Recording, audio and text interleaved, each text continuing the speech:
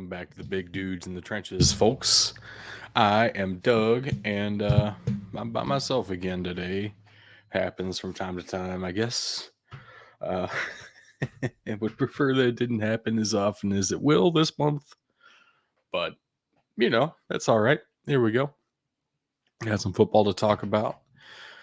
There have been plenty of things happening around the NFL. Finally, it feels like the only things going on have been injuries for so long that it's almost feels weird talking about all the injuries to an extent. There is some more news. I don't know if we want to get into the Dan Snyder stuff. Probably not, personally. Since it's only me, I guess that means we won't be talking about that today. Unless you want to throw that out there in chat as a topic. We are live on Twitch. Please check us out on Twitch. Big Dudes in the Trenches is all one word. It's the full BDT experience, if you will. Get to interact with us live during the show. So I guess let's go ahead and get started here. I don't know what else to do. First up, the Tennessee Titans have parted ways with their general manager, John Robinson. It's wild to me that they would do this in the middle of the season when they're in first place in their division. I do understand they're in a bad division. Like, the Colts aren't good, right? And that's your only competition.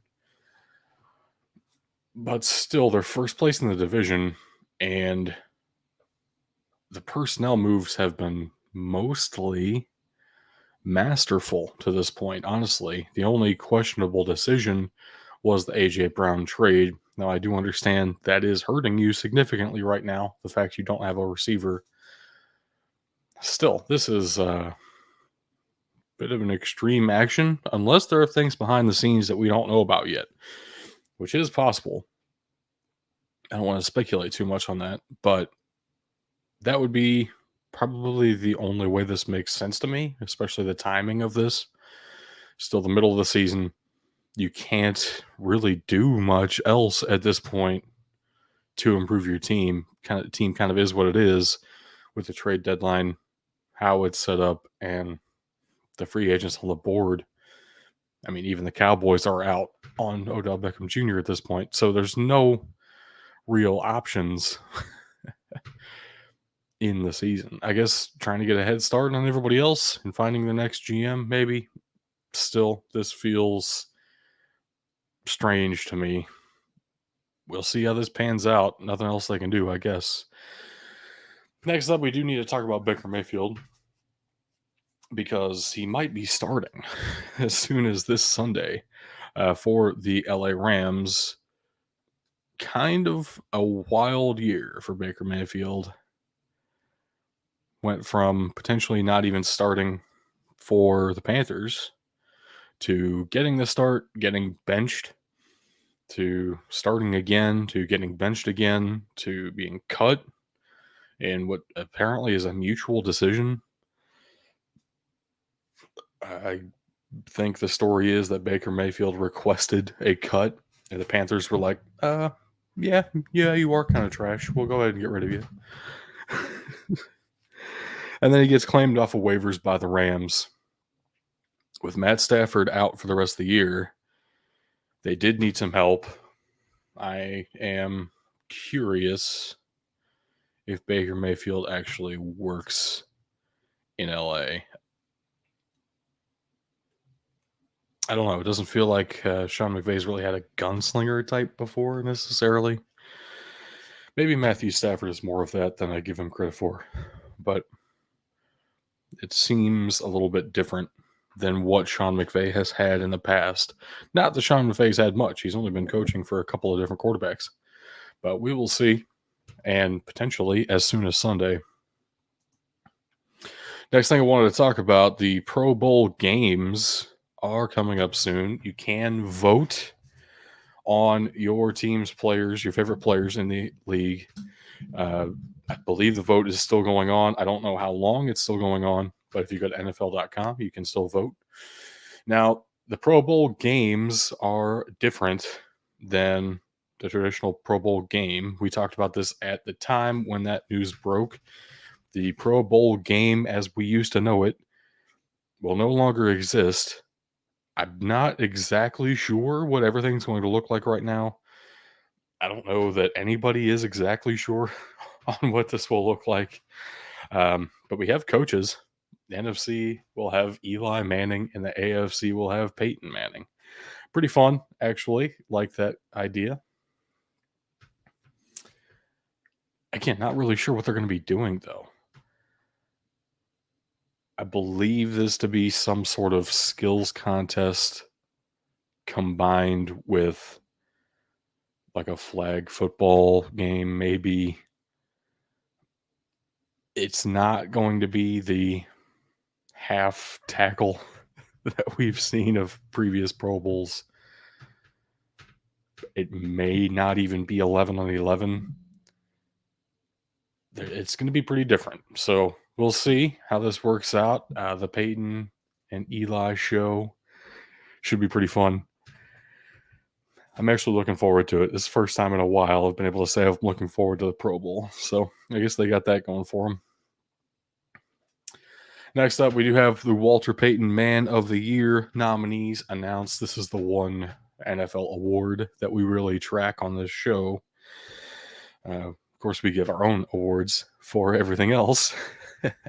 But the Walter Payton Man of the Year is a very important award.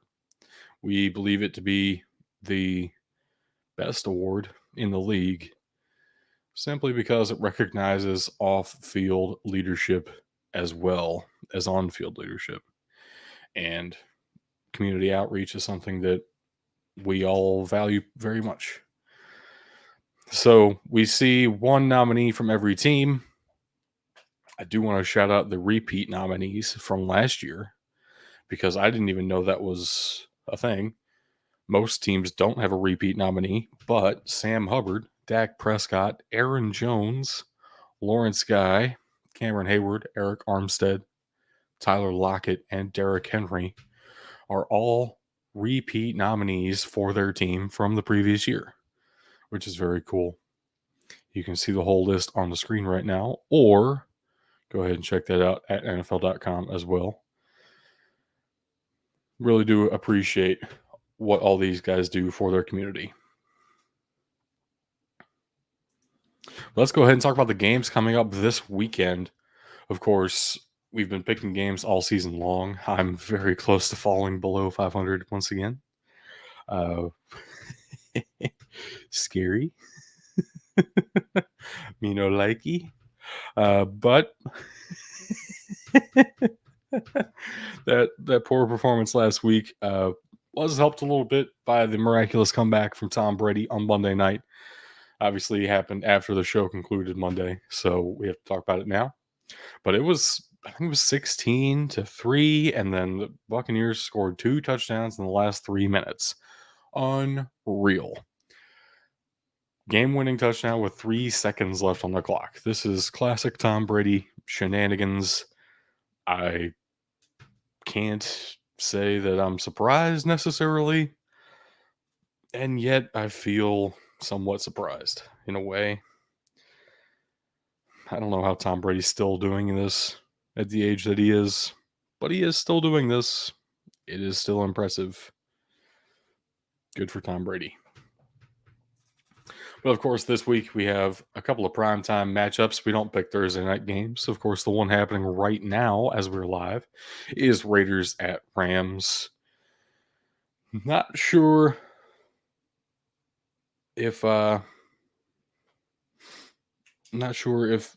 Josh Jacobs can necessarily get going against this defensive line. I would bet that the Raiders will find a way to win this just because the Rams are so ravaged by injuries. But we'll see. Of course, that's going on Amazon Prime right now. This Sunday night, Dolphins at Chargers. We are all taking the Miami Dolphins, which is understandable to an extent. I think the Dolphins are legitimately more talented than the Chargers to this point. A lot of that is due to injuries for the LA Chargers. Also true that the Tua to Tyreek and Tua to Waddle connections have been phenomenal. And I don't see any way the Chargers can stop both of them. This is in LA, though, on Sunday night. Should be a pretty good game. And then Monday night, we have Patriots at Cardinals. And we're all taking the Patriots. A little bit surprising to me. I almost went with the Cardinals just because Bug and Tug are both taking the Patriots. It feels like a game that should be more closely contested than this would make it appear. I don't know why this is a Monday night game, though. This seems like a very 1 p.m. Sunday kind of a game to me. I guess we'll see what the Patriots can do. I don't have a lot of faith in the Cardinals anymore. I don't know that I have in a long time. But I honestly, the best decision, in my opinion, for the Arizona Cardinals would be to move on from Cliff Kingsbury.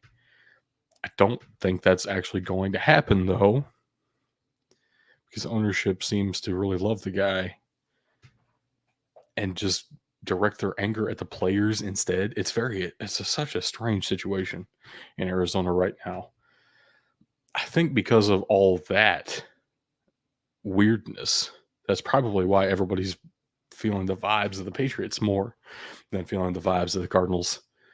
But we will have to wait till Monday night to see that one sorted out. Of course, on Sunday, we all picked different games to watch out for. Bug wanted us to watch the Browns at the Bengals. Now, this potentially could be a battle for the division with the injuries for the Ravens and the Steelers being as bad as they are. The Bengals are in great position to take the lead in this division, AFC North, or the Browns could sneak back into that conversation. If they win this one, they'll be 6-7 and only 2 games back of the division leader, assuming the Ravens lose, which I guess we'll find out this weekend as well. Also true that the Browns have won the last 3 matchups. Joe Burrow is over against the Cleveland Browns. I got to take the Bengals, though, man. It's in Cincinnati. The Bengals are the better team, and I still don't have any faith in Deshaun Watson. Now, the reason that the Browns won last week is because the Texans' offense is so bad that even in a tank year, Lovie Smith was like, we can't start Kyle Allen again. Davis Mills is going to start this weekend. But that offense is pretty anemic at the moment, and I don't believe it will get better until next year. I really don't. I'm going to have to take the Bengals in this one, even though I definitely understand both Bug and Tug taking the Browns. I wanted us to watch out for the Vikings at Lions. Unfortunately, these games are at the same time, so we'll have to pick our battles here.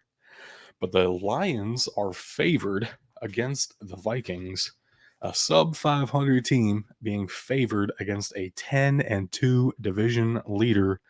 Pretty wild to me. At the same time, I totally get it. It feels like the Vikings are on just a complete reel. They are. I don't understand what's happening with the Vikings. They felt a little bit fluky at the start of the year. I will admit that. At the same time, they won some really good games against some really hot, strong teams. Again, thinking back to that Bills win,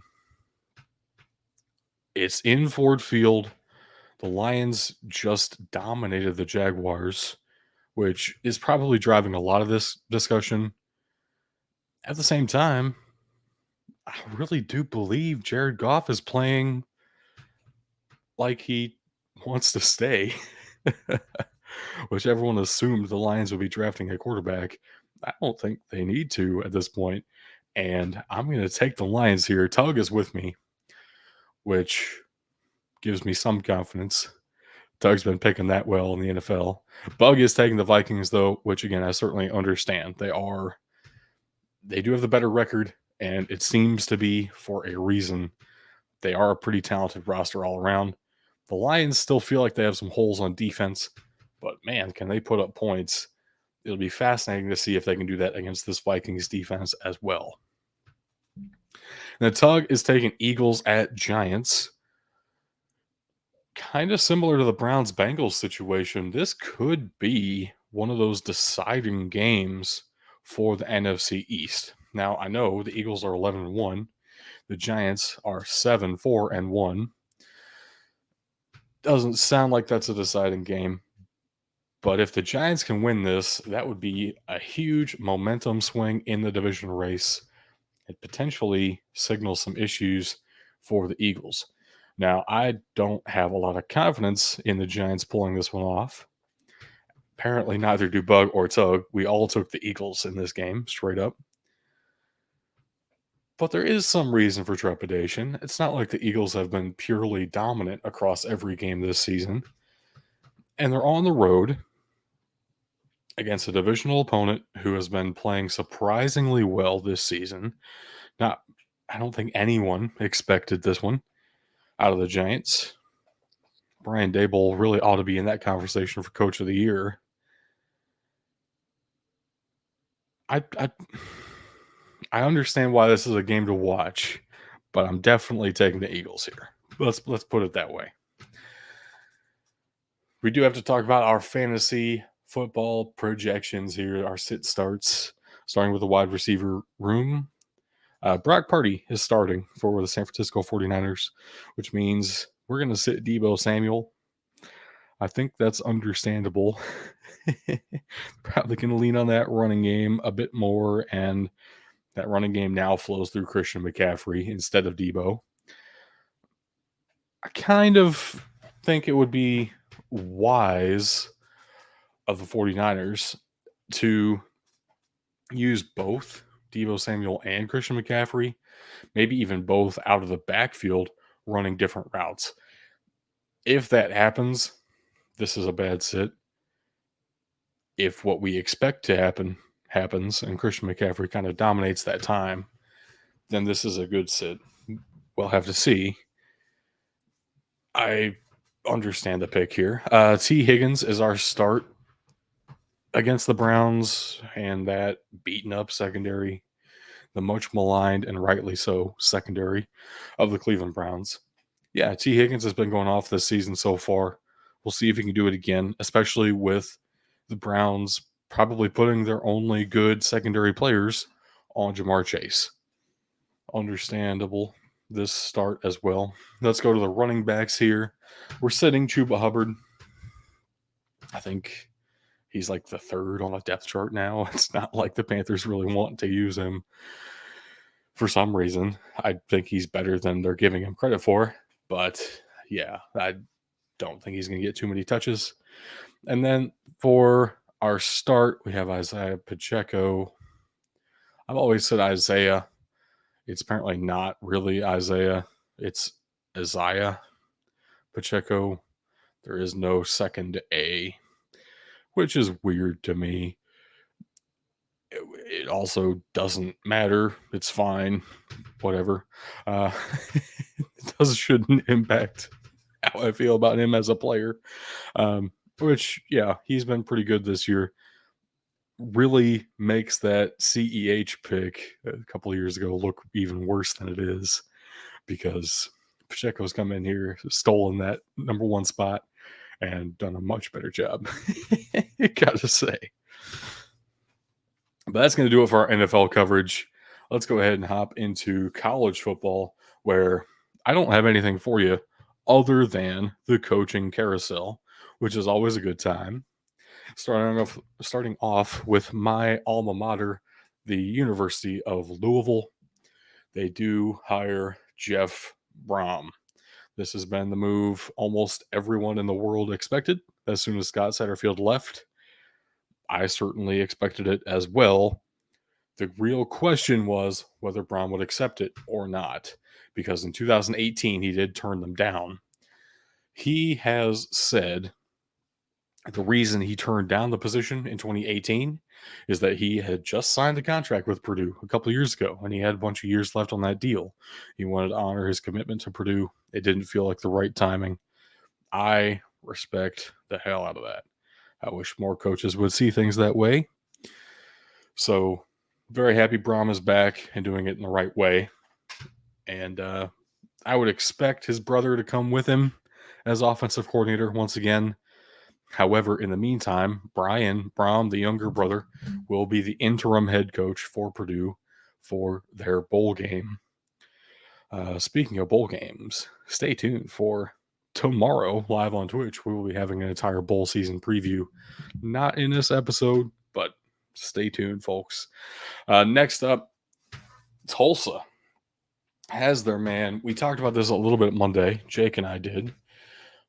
But it wasn't official just yet. I think it went official, I don't know, 10 minutes after the episode was live. So that's awesome. Love that. But Kevin Wilson is the new head coach at Tulsa, the Golden Hurricane. Get their guy. He is currently the offensive coordinator at Ohio State. He will stay at Ohio State through the playoff. But he does have former head coaching experience. Of course, being the head coach of Indiana before coming to Ohio State. Was there at Indiana for 6 years, I believe. Also, offensive coordinator for Oklahoma, Northwestern, Miami of Ohio, and North Carolina A&T way back in the 80s. So Kevin Wilson has a lot of experience and hopefully can help turn around this Golden Hurricane program, who's really struggled to find an offensive identity, it feels like. So a good hire, in my opinion, here. I like to see some experience coming to Tulsa. Also makes some experience coming to UNLV. Barry Odom is their guy. Currently the head coach at UNLV, but most recently the defensive coordinator for University of Arkansas. Also may recognize that name as former head coach of the Missouri Tigers, which is where he played football back in the day. Wild to me in a way. I don't understand how this is exactly going to translate. He does have Power 5 experience at multiple different positions in multiple conferences as well, which I guess was one of UNLV's driving factors in this hiring process. At the same time, all of that experience is in the Southeast. So, what makes you think this will work in Las Vegas? And what makes you think it will work to attract you to the Pac 12? Make you attractive to the Pac 12, I should say. Maybe this will work. I'm not really convinced he is a great coach. At the same time, he keeps getting opportunities. I'm not in those meetings. I'm sure he's a better coach than I am. Let's be real. So, best of luck to Barry Odom. And I really am hoping for good things. UNLV feels like a program that should be better than what they have been, at least in the past 20, 30 years. And this is a good step. It feels like a big investment getting a guy with Power 5 experience coming to UNLV. Next up, we do have Lance Taylor taking over for Western Michigan. Most recently, the offensive coordinator for the University of Louisville. Of course, all of that staff being blown up now. Has also been running backs coach at Stanford when Christian McCaffrey was there, and at Notre Dame when, what's his name? Kyron Williams was there at Notre Dame. Pretty interesting. Would be fascinating if Western Michigan really gets a dominant run game going here. Now, Louisville's run game this past season was definitely better than their throwing game. The passing attack was not consistent, I guess is the best way to put that, the nicest way to put that. Lance Taylor was probably the best part of that coaching staff on offense this season. Fascinating to me. Really his first head coaching experience. Definitely rooting for the guy. Seems like a good dude and has had some success at some big time programs. Again, just not sure how that fits into the MAC though. It feels like a bit of a reach. maybe I'm overthinking this. I probably am. But that does it for the FBS level. We have a couple of FCS head coaching hires, oh, head coaching moves as well. Starting off with Cal Poly, we get Paul Wolf is the new head coach there. You may recognize that name from his stint at Washington State, his alma mater. Was head coach there from 2008 to 2011. Leveraged that position to get on Jim Harbaugh's staff at the San Francisco 49ers before coming back to the college level. Also, former head coach at Eastern Washington from 2000 to 2007. This guy has been around a while, has had some real solid head coaching experience. For the past couple of years, he has been Cal Poly's offensive line coach and run game coordinator. So, internal promotion here, technically, but also a guy with a ton of head coaching experience. This feels like a great move for Cal Poly. Really hope this works out for them. Paul Wolf, congratulations on the promotion. And I had to correct myself. This is not a hire. This is a move, I guess, for an FCS head coach. Weber State's Jay Hill is leaving the program after that great playoff run to become the defensive coordinator and associate head coach for BYU. This is huge. I am very excited for Jay Hill. He is going from head coach at the FCS level to associate head coach at the Power 5 level. This is massive. Heading into the Big 12, BYU needed to beef up that defense. Defense was probably the best part of Weber State this year, and they beat FBS Utah State. Like, Jay Hill can coach and had figured out ways to excuse me, figured out ways to get the most out of his talent down there at the FCS level. I really do believe he will do a great job for Brigham Young, and rooting for the guy. Now, I will say there are a couple of open head coaching jobs remaining. There are some rumors out there as to who will fill a couple of those. Stanford may be looking for Jason Garrett. I don't want to. I don't want to go down that rabbit hole if I don't have to. Please don't hire Jason Garrett. Why would you bring in a guy with no recruiting experience to the most difficult school to recruit at? Okay. Good luck, Stanford. You do you. Let's get a coaching staff. Jason Garrett, a defensive coordinator, reporting to Condoleezza Rice. That's the real move. But we do have a game to pick in college football, or a couple, as the title of this stream will let you know. It's FCS Quarterfinals week.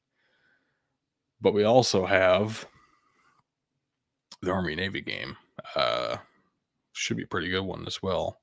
Now, I still do have the lead in college pick'ems by 4. Tug made a big swing last week. Big push to come back. He could take the lead this week if we all pick different games, different winners, and he beats me in all of them. That will not happen. I guarantee it.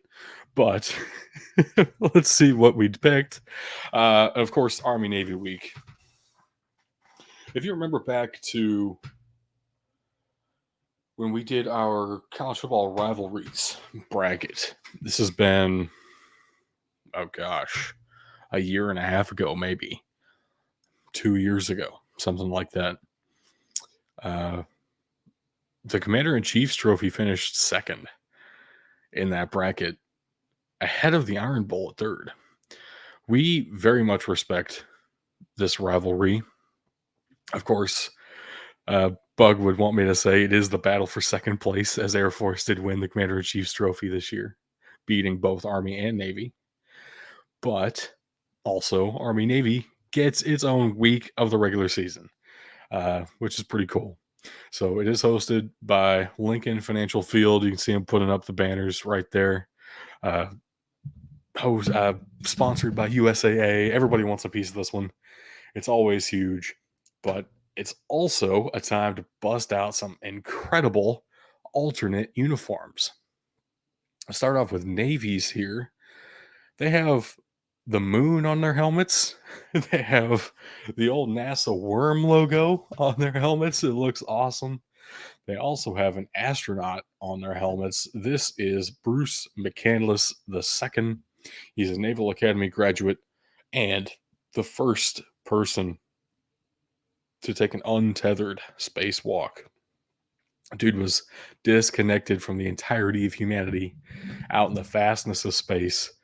And he was like, hell yeah, this is awesome. I'm definitely doing that. Nuts. Wild. I would not be willing to do that. Personally, more power to you. He is, as I said, a Naval Academy graduate in his own right. The Naval Academy has more astronaut graduates than any other institution in the world. I know UCF tries to claim their Space U. They do have a fair bit of astronauts. I'll give them credit. But the crown definitely goes to Navy. Another one of their astronauts, you may know, the first American in space, Alan Shepard. Uh, they had the first American astronaut as well as the most. So it's almost all white. It is supposed to evoke astronaut suits. That's why the red stripes in key locations. Also, they have the word Navy on their socks in the NASA worm logo font, which I think is a very cool Easter egg. They will be wearing NASA patches as well as American flag patches. The emblem on their pants is meant to represent the medal that you get in the Navy for becoming an astronaut, which is pretty dang awesome. I think this is all around an incredible looking uniform. I can't wait to see this in action, including that helmet with just straight up, it's got the moon on it. A big old astronaut on the other side. It's kind of awesome. But Army, of course, had to match the intensity here. They bring their own very customized logo. First time they will ever be wearing this one. This is in honor of Old Ironsides, the first armored division, World War II tank division. This is also the 80th anniversary this year of Operation Torch, where Old Ironsides probably got most of their infamy, honestly. They led the charge to uh, drive Vichy France out of North Africa in Operation Torch. So, pretty cool stuff. The paint of the tanks is driving the color scheme of this uniform, the brown and the yellow. Of course, on the tanks as well, they had stars to represent the number of the tank. The star will be on the shoulder of the jersey, which is very cool. The first Armored Division patch is the helmet logo. They also have this really interesting mud splatter design, which just looks so cool to me, man. It's straight up supposed to represent a legit tank with all the mud splatter you would normally get through normal tank operation. I think this uniform is incredible. Probably my favorite over the Navy uniform. Gotta say, this looks really good. I have no complaints. Of course, it's not just a uniform battle; it is also a football game, and we should be talking about how good these teams are on the football field. Now, huge shout out to @StatsAwar on Twitter. Parker does an incredible job. He does these graphics for every single FBS game every week. I've been following them all season. Very fascinating stuff. Some real advanced stats previews for every single game. This is the first one we're pulling up on the show because I wanted to redirect some focus back to what we should be expecting on the field here. Both these teams are pretty bad. Not gonna lie, this is is a bad year for both Army and Navy out on the football field. At the same time, it's a rivalry game and it's freaking Army Navy week, so anything's possible. According to the advanced stats, Army has the slight edge. However, according to Las Vegas, Navy is the 1 point favorite. Anything's possible. Legitimately, anything's possible. But go follow Stats of War on Twitter because these are only some of the work that he does, and it's pretty incredible stuff. Of course, we did pick our projected winners of the Army Navy game. Bug and I are both taking Army. Tug is taking Navy. Yeah, this is probably going to be a very close game. It is a rivalry game. Everything is up in the air. Anything goes. I have legitimately no idea what to expect here. Army seems like they want to throw the ball at times anymore, which is kind of interesting. They're not that great at it. They certainly like to try. Navy, on the other hand, doesn't seem to care to throw the ball. At the same time, it's Army Navy week. Navy may come out and surprise us all and throw for 200 yards. I'm not putting past them. Legitimately, everything is on the table here. We will see Saturday at 3 p.m. on CBS. Army Navy, the standalone FBS game this week. Check it out. In the FCS, though, we have the quarterfinals of the playoffs. Pretty awesome stuff moving right along here in the FCS playoffs. Kind of unreal. Only 2 weeks left of this thing. Starting us off, though, Samford at North Dakota State. All three of us are taking North Dakota State. This is no disrespect at all to Samford. I think this story and this season for Samford has been incredible. North Dakota State's a more talented team. It's in Fargo. I mean, come on. This is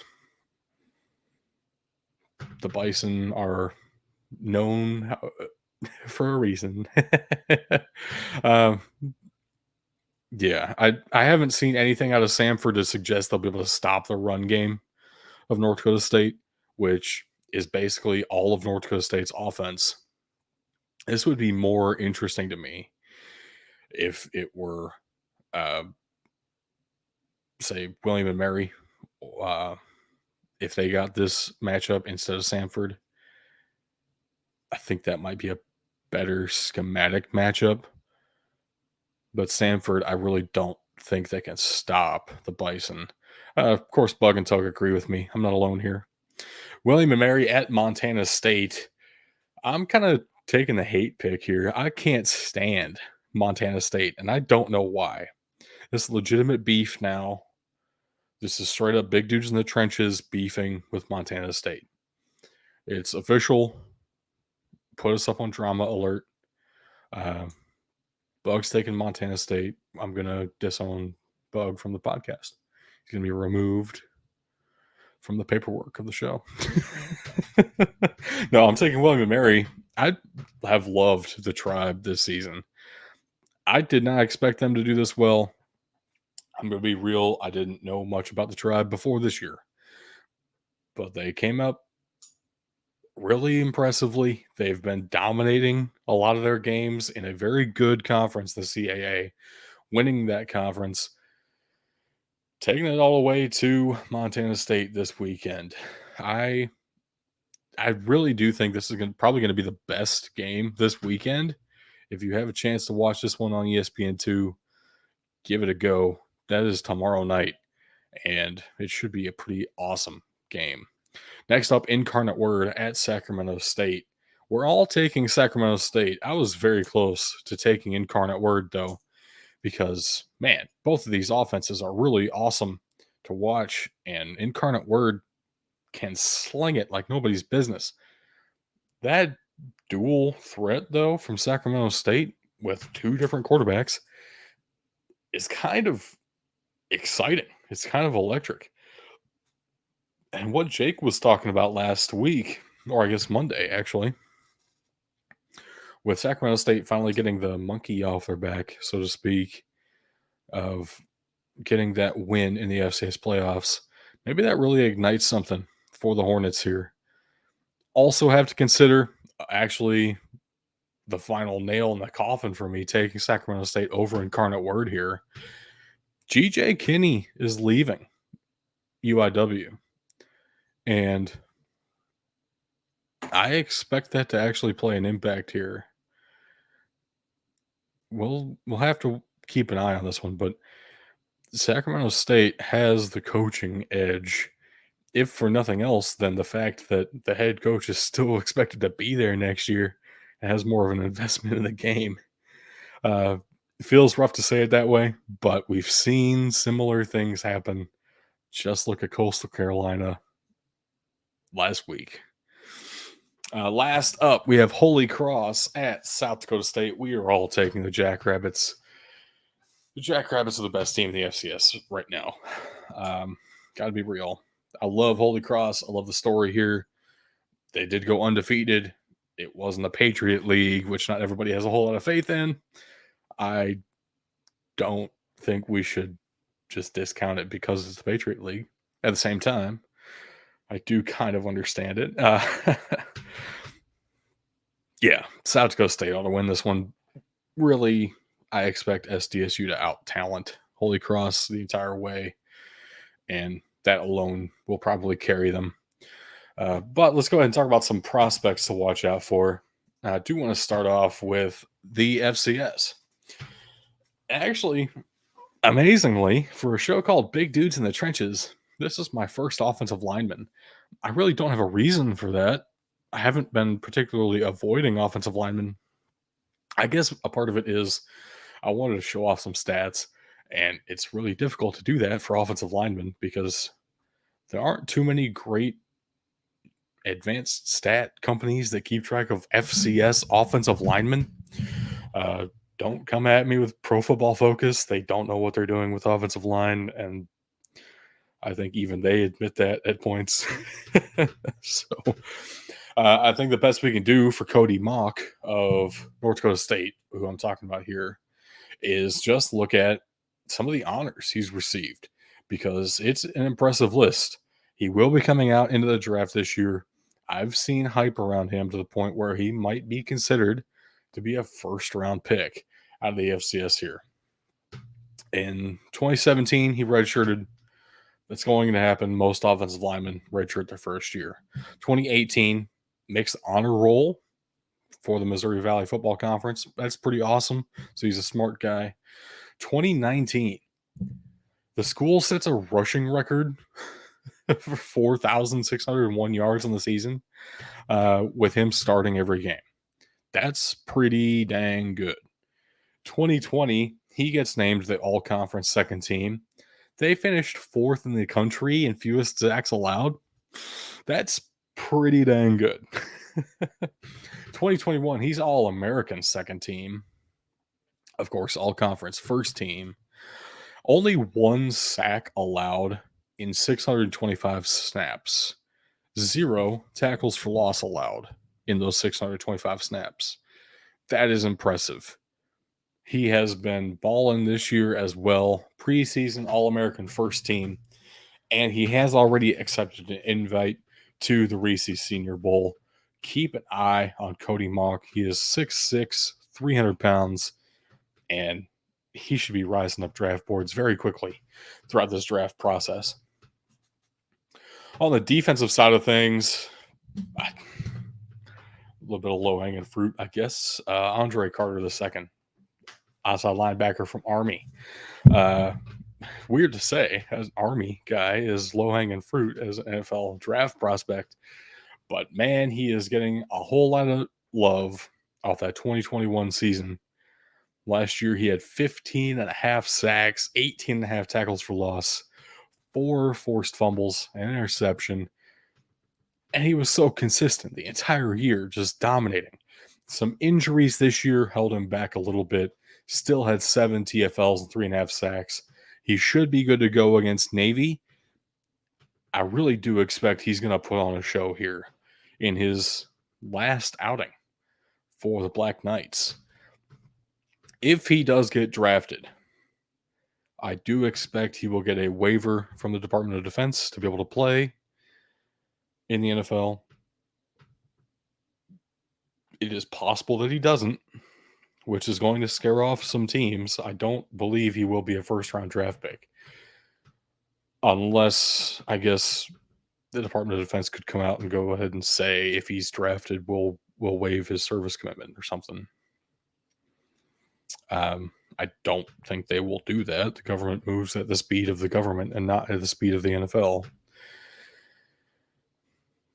I do believe he will be drafted, though. I mean, his film is so dang good, and he has the bloodline. His dad played for the Patriots for a couple different teams. Probably remembered for the Patriots because he went to a Pro Bowl there. Andre Carter II is a great defensive player and has had a great education, the United States Military Academy. So I would consider him a great draft prospect. He is also 6'7", 260, which is pretty dang cool. As an outside linebacker to be 6'7", that's sure is an asset to your game. So normally this is where it would be over, but I've kind of been zooming through some things, and we still have XFL news to talk about. Now I know Bug's not here, but I'll do my best in his stead. We have uniform drops for the XFL. The best way to see this would be to watch us live on Twitch, twitch.com/ wow, I said that weird, twitch.com/big dudes in the trenches, all one word. You can also see what we're doing on YouTube, youtube.com/@big dudes in the trenches, I believe. Yeah, check us out at those platforms if you want to see what I'm looking at here. But we do have uniforms for the XFL. It is fascinating to me that we really don't have that many changes in color schemes, but also we have 3 blue teams. Kind of weird, not gonna lie. Also, Seattle changed significantly. If you remember back to XFL 2.0, they had this weird blue and green and orange combination. This time around, they're going with an orange jersey and an orange helmet, which I kind of like. I have seen some backlash to this. I kind of like the uniform for Seattle. I really like the Vipers all black. I think that looks awesome. St. Louis, very classic looking logo and jersey. I guess both. Orlando is probably the one to me that stands out as the least NFL-esque, I guess, in a way. I don't know what I'm trying to say there. The most amateurish in a way. Houston looks very classic, very clean. I like that a lot, except for the color gradient and the numbers. I really don't like color gradients on uniforms. So better pictures here. If we look at the helmets, of course, these are all renderings, not real helmets. But I do like some of the detail here. The Vipers helmet probably looks the best to me. I kind of like the Seattle helmet, though. That DC helmet has some weird camo effect going on there. The white and gray. Not sure I'm into that necessarily. Again, that Orlando feels cheap. Feels like a knockoff of something. Feels like semi-pro football, I guess. Another look at the jerseys themselves here. Now, if you'll notice, previous picture of the Brahmas uniform, it was a gray jersey. This is a yellow. We do have confirmation. This yellow jersey will be the away. They won't have a white. They'll have a yellow. And then the gray will be home. The rest of these are their home jersey. I like the Defenders jersey. I don't like that camo on the helmet, but the jersey for the Defenders looks awesome to me. Seattle as well. I really do like that orange. St. Louis, Las Vegas, Houston. I like those a lot. Probably my least favorites in order, Orlando. I've already ragged on them a couple of times. I don't really like the Renegades either, personally. That's probably going to be just a fringe personal opinion. I don't know. That pinstriping inside the numbers, the baby blue, I'm not into it. To each their own, I guess. I like the defenders, though. Very classic looking St. Louis. Las Vegas, the Vipers looks awesome. I like those three, probably my favorite. So I believe we will probably talk about these again tomorrow, because tomorrow, aka Friday, uh, December 9, tune in to our Twitch, because we're going to be doing every single bowl game in bowl season. We'll be picking all of them. um, Wild that we're doing that in the first place. Also, Bug and Tug will be on the show. So stay tuned, folks, because we have a whole lot more football action coming your way right here on Twitch and everywhere you listen to your podcasts. We are the big dudes in the trenches, and we will see you, well, I guess now tomorrow. Good stuff. See y'all.